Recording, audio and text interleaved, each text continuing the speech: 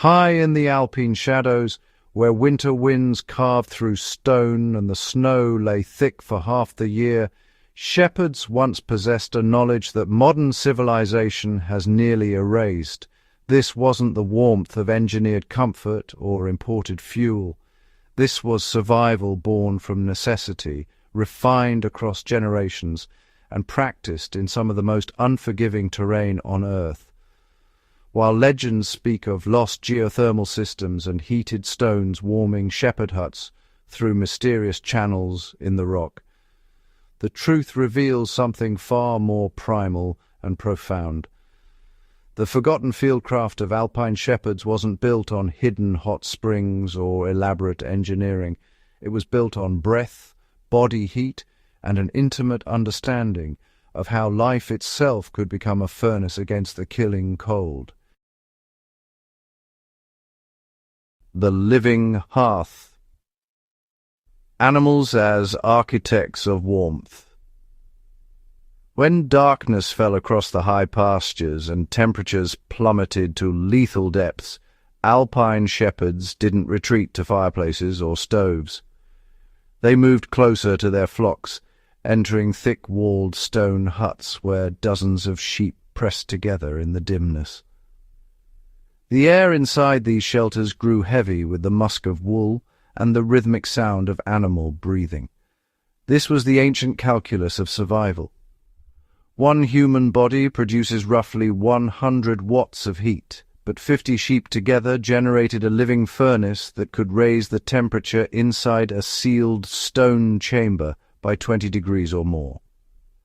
Medieval shepherds in the Alps and Scottish Highlands understood what modern survivalists are only now rediscovering, that in extreme environments, the line between herder and herd blurs into a single organism fighting for warmth. The practice required more than simply crowding into a hut.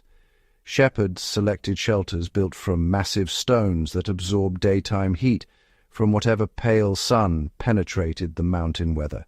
These walls, sometimes 3 feet thick, held that warmth through the night like thermal batteries. The shepherd would position himself among the animals, often sleeping upright or in a half-reclined position, using the sheep's bodies as insulation on all sides. The smell was overwhelming, the air thick and barely breathable, but consciousness was a small price to pay when the alternative was freezing to death in your sleep. This wasn't comfort, this was calculated desperation transformed into technique. Stone memory, the architecture of retained heat. The huts themselves were marvels of passive thermal engineering, though their builders would never have used such terms. Constructed in locations where bedrock absorbed solar radiation during brief summer months, these shelters sat atop ground that released stored heat. Incrementally through winter, some shepherds deliberately chose sites near geological features where Earth's residual warmth rose naturally through fractured stone, creating microclimates a few degrees warmer than surrounding peaks. While not the elaborate geothermal systems of myth, these locations offered marginal advantages that meant everything when margins measured the difference between survival and death. The shepherds packed gaps between stones with moss, mud, and sheep's wool, creating insulation that trapped both the animals' heat and any warmth rising from the earth below. They understood intuitively what modern building science has quantified, that still air trapped in small spaces becomes one of nature's finest insulators. The result was a sealed environment where carbon dioxide levels rose dangerously high, but where temperatures remained survivable, even as storms raged outside with winds capable of stripping exposed flesh to bone. The fade of necessity, when warming climate erases ancient knowledge.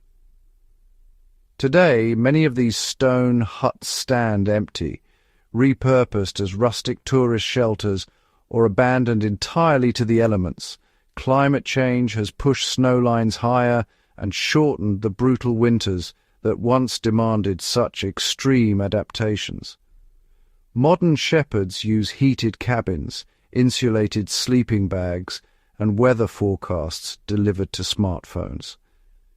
The intimate knowledge of surviving through animal cohabitation, once passed from father to son across centuries, now exists primarily in historical records and the fading memories of the oldest mountain families.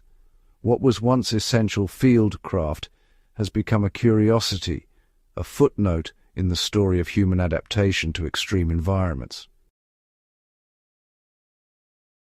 Conclusion: the warmth we carry within. The forgotten system of Alpine shepherds teaches us that the most reliable source of heat in a survival situation isn't imported or engineered. It's already present in the bodies of living things. Their legacy reminds us that true resilience comes not from dominating our environment with technology, but from understanding it deeply enough to work with what it provides.